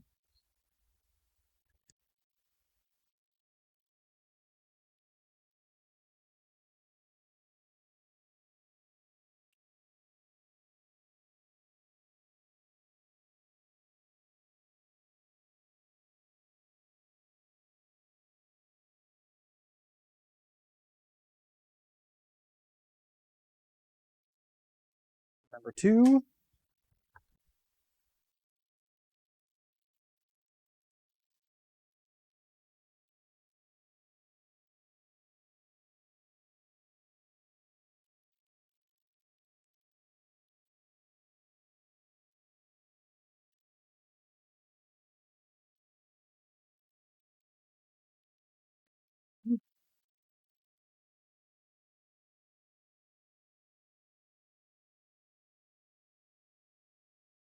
It's 5 minutes. That's a huge bed on that thing.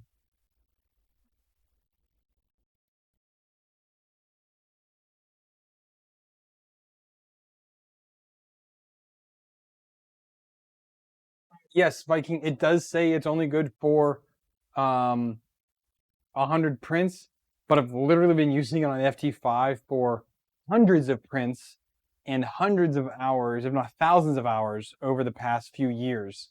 So, yeah, they say it's only recommended for 100 prints, but it lasts way longer than that, man.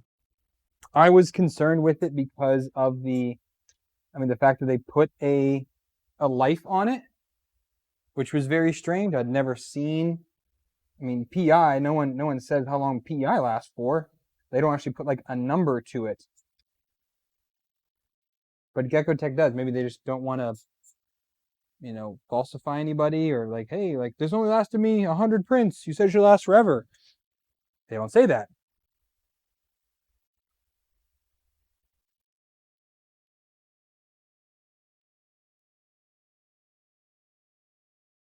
So it could just be a little bit of CYA, maybe.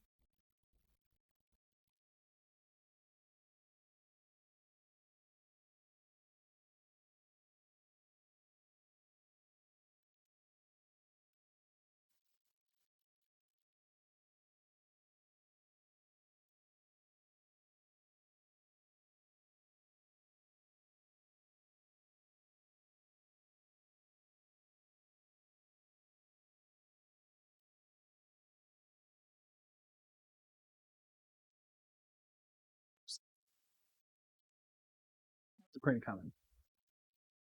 So far, not bad.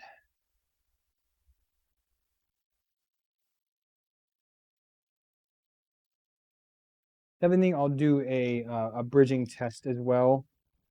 Maybe later tonight before I head to bed, let a bridging test run and see how that goes on this, just to get kind of a gauge on where that part cooling fan is. I might print it 2 orientations, one going this way, which is standard, and one flip the other way. That way the overhangs and the bridging will have more cooling equally along it from the side rather than over top of where the nozzle just has already been. It will be cooling to the side, beside where the nozzle is putting down filament. So it should have better cooling that way. All right, just like that. Got this sheet cut down. We're good to go. I'm gonna let this, I might actually stack some heavy stuff on it, and I'll try to get like a card or something. I could use the edge of this print.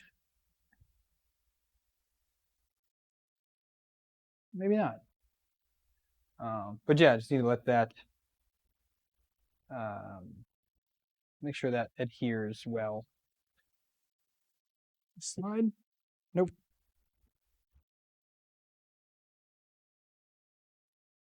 So Viking, you're asking for the Drylands? I think on AliExpress? Let me pull it up here real quick. I thought that's where I got mine from.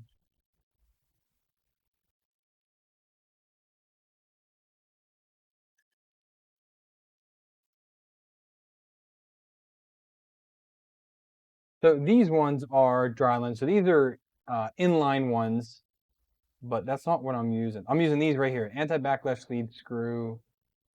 Yeah, these ones right here are the ones that I'm using on the, I want to put these on the BLV, but I have to redesign the Z motor bracket, the Z brackets for the bed.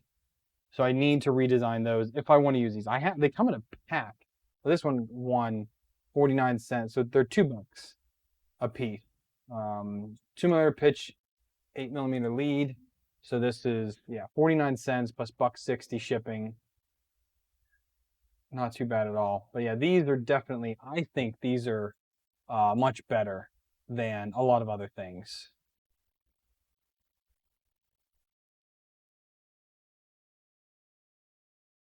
Yeah, because they have the tensioner. So this doesn't show the hole, but there should be a hole right here where that screw can get pushed into the part to apply more or less tension. That's also the nice thing. These are tensioners. I'll give you a link.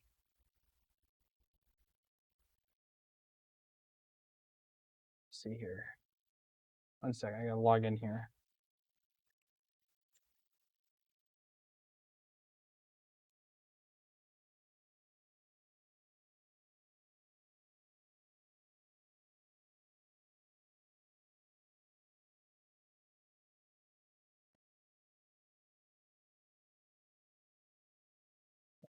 To the YouTube chat.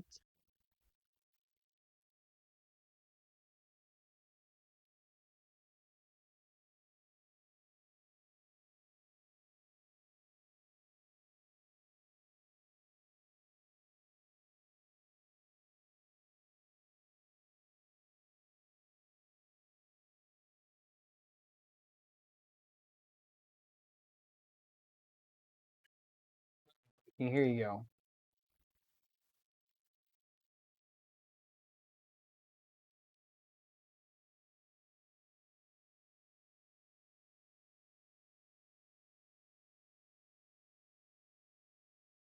So again, I don't know if those are better. I really don't have a lot to like prove it that, but I think it is. Brian Vines, what's up, my friend? How you doing? We're up to 39 people watching. I like it. I like it a lot.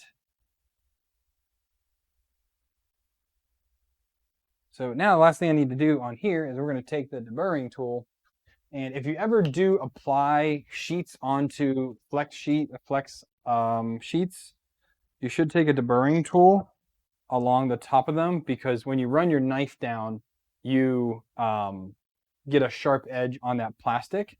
And even with PEI, that will really hurt. So at least whenever you do this, you get the little spirals off. And this is just a simple deburring tool, not sharp, it's not really harmful. But it definitely will just help take off that sharp edge. I cut the crap out of my hand the first time I put PEI on a glass sheet on the FT5. Really sliced my hand open.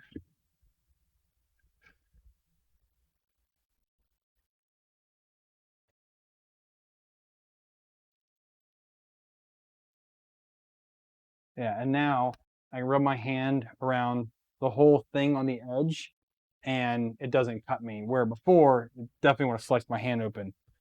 But little pro tip for you, if you're gonna do something like this, might help you out. Now I got those little spirals all over the floor. I can't say it too loud. My wife just left me today. It did okay on the transition to the solid layers. Definitely can see that that bump that always happens in the hole there. Yeah, but these are all nice and rounded over now.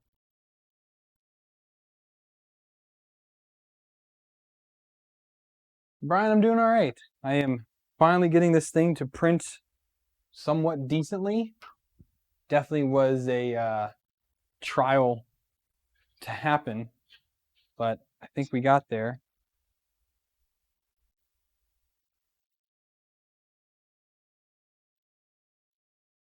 I need to get an X-Acto knife sharpener. That's what I need to get.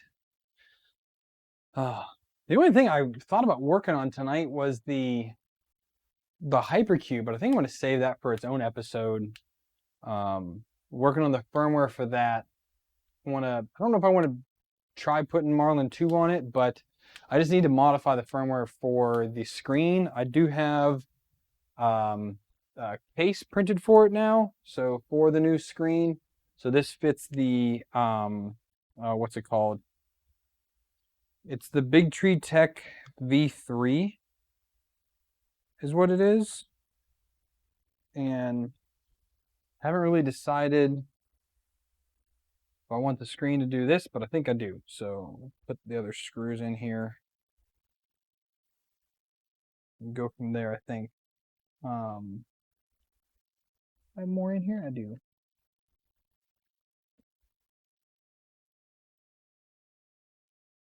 But because I'm pretty sure I fried the screen on there, I connected a generic 2004 screen, and it did work. So I bought new screens, totally forgot I bought them. They showed up, and now I just have to get them installed.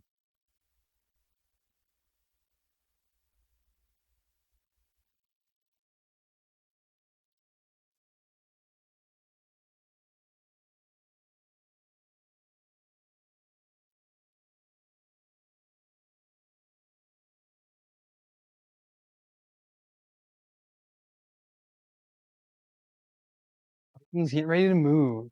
Hopefully you have a strong enough vehicle to take that big old printer.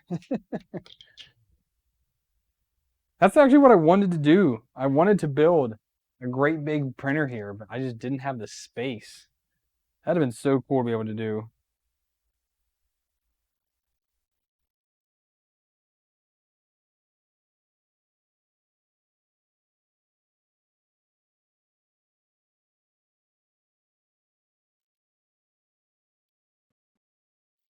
later.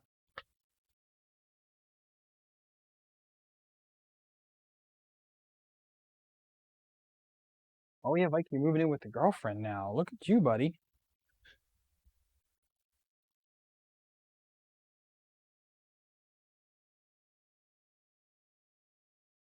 I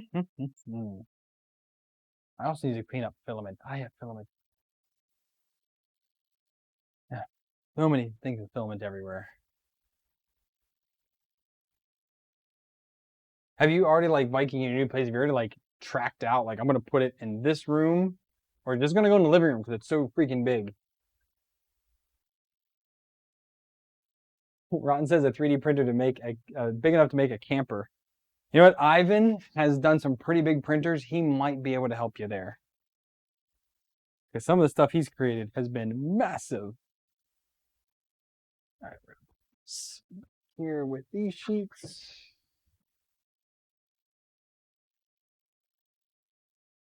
I was printing the other day. I was finishing up the dual color parts for Ultra Magnus, and I had a failure. But man, does that look good. Nice and smooth through there. Transitions are pretty good on the palette. And yeah, but of course it just failed in there, and then got my big old support block, or purge block, I should say. But yeah, man, that was looking so good, and then it failed. I got it to print though. I mean, second try. But man, I was so mad. I hate printing with a Raspberry Pi. It is so limiting and it's annoying.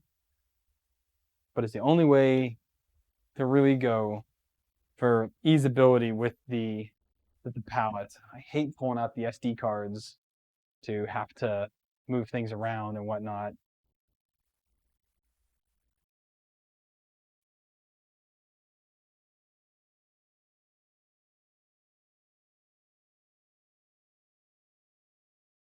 Three and a half years, eh?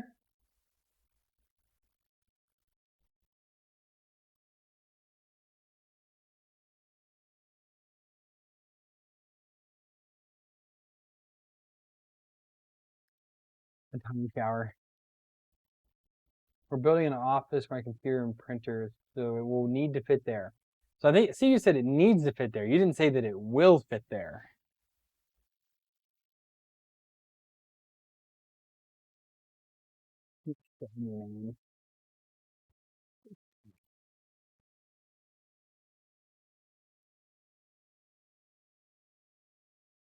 I also don't like, so I don't know if you guys can hear it, but the printer is quiet. But this very thin metal sheathing, when it does some of the quick moves, it vibrates against the metal motor, and it's just that it almost sounds like the A498s when it goes back and forth. That's what it sounds like, but it's the metal casing on here. So I think taking the metal casing off would help, but then I lose the mounting point for the cable here. So that might be something to 3D print and design to remove the casing, give those fans a little more air to breathe, and just find a mounting point for this cable harness there. Remains to be seen. Haha.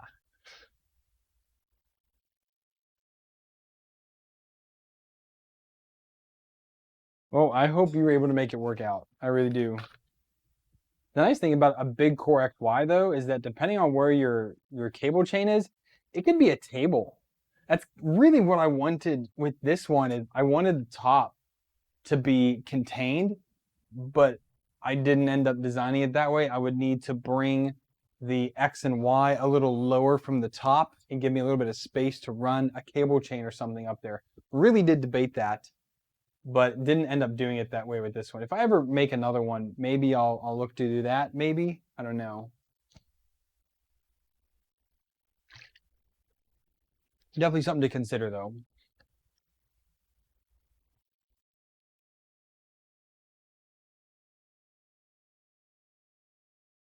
Well, TrueTech, you got the dude making the interceptor. I don't know if you guys are following him, but he's doing a 3D printed interceptor. It's awesome, but it's doing it piece by piece by piece. I need to watch some more of his content. It's cool. I'm not a big car guy, but it is super cool to see somebody use 3D printing for something like that. Well, another cool thing about the Core XY's Viking that I also debated was to build this one and then build another one right on top of it and just make some corner brackets that on, some V corner brackets to mount together to just slap on the sides and literally stack Core XY printers because the electronics are already contained. You just have to have that little bit of clearance in there. I think that would be a cool. I think I've seen one person do that, maybe, but that would definitely be pretty cool to see. By those serious printer people, True Tech. If you're not a serious printer person, I don't know who is.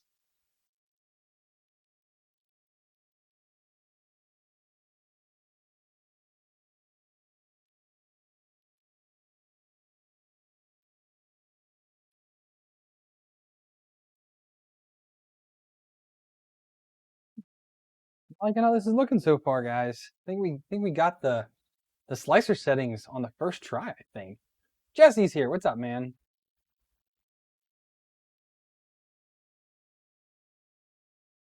I don't know if I would build another hypercube, Jesse. Like I'm building the BLV, which currently I'm really liking the way that's coming together.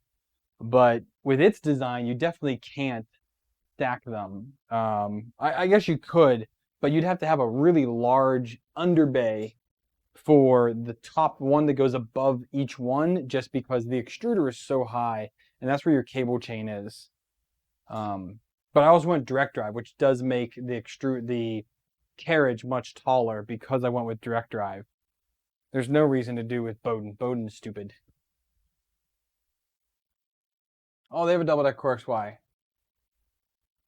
You should go see it, Aaron. Send me a picture.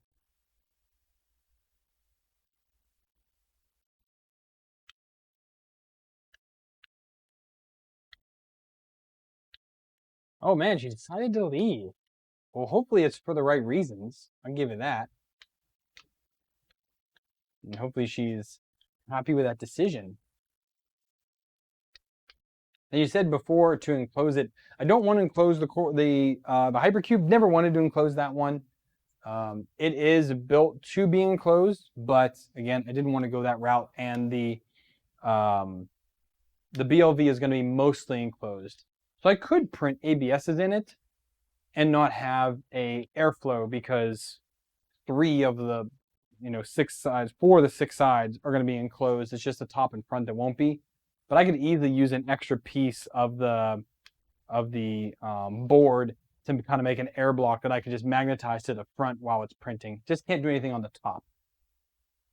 Some people have built these enclosures to kind of go up and then over from all the sides to kind of pop over the top there.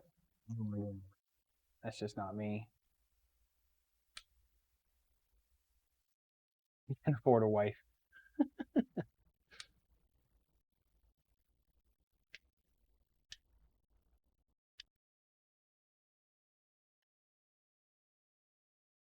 Speed sabers, yeah, definitely.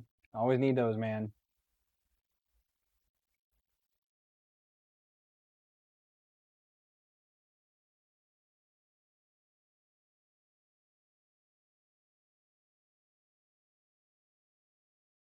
Hey man, if they can do it with the interceptor, you can make a car too, dude. Definitely can.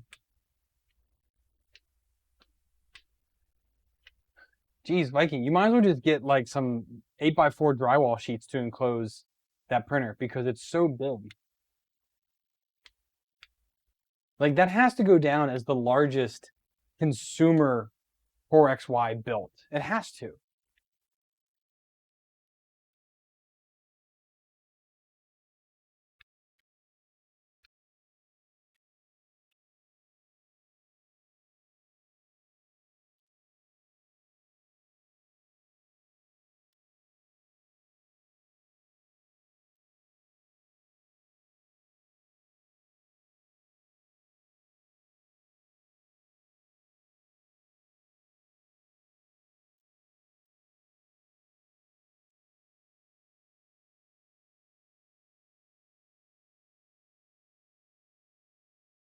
It's finished, but I really don't either. it still has a while to go, like a half an hour to go. It's been 2 hours. I think we're pretty good there. So I'll definitely post some more of this. Again, I posted some of the other results I was getting. They were pretty shoddy, so I posted them in the Discord. But I will post some more of these results later. I will do a bridge test. I think I'll start that tonight before I head to bed. And I might use this copper again, or grab another color or something like that. I've got a blue over there. It's pretty good. I did get some Jesse PLA in, which so far I like. I only printed on it with the ANET A Plus so far, and prints came out really nice with it. I did post that overhang test on Discord, which was very impressive. So definitely need to. Did I post that? I think I did. Brandon, Aaron, did I post that overhang test? I can't remember now. But either way, it was really good, to be honest. For stock cooling and everything like that, it was really good, actually. So definitely need to try that out.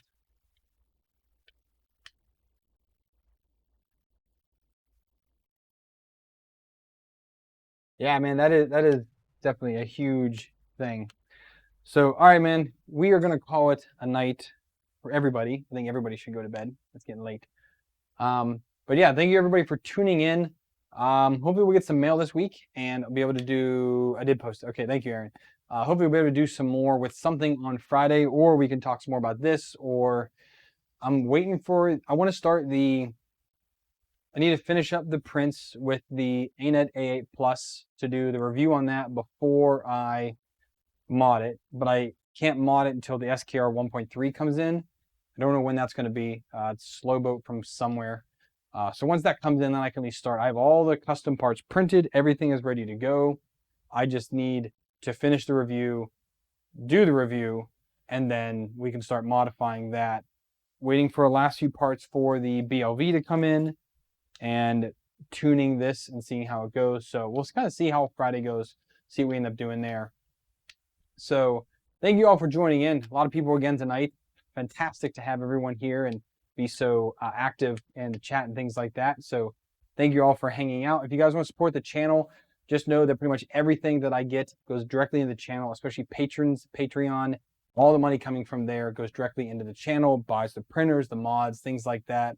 And that's what I use to run the channel. So if you want to become a patron, there's a link down below. There's also a bunch of affiliate links down there. There's some one-time donation links, buy me a coffee, Streamlabs, or you can do super chat here on YouTube. Appreciate every one of those. And again, I use all that to do more cool stuff here on the channel, and you guys all make that happen. So thank you all for tuning in. Hope you all have a good night. Wash your hands. Happy printing.